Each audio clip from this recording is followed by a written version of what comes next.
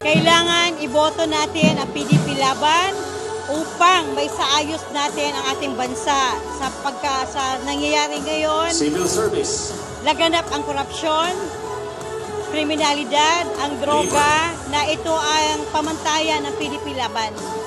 Kailangan natin ang tulong ng PDP Laban para maisayos ulit natin ang ating bansa.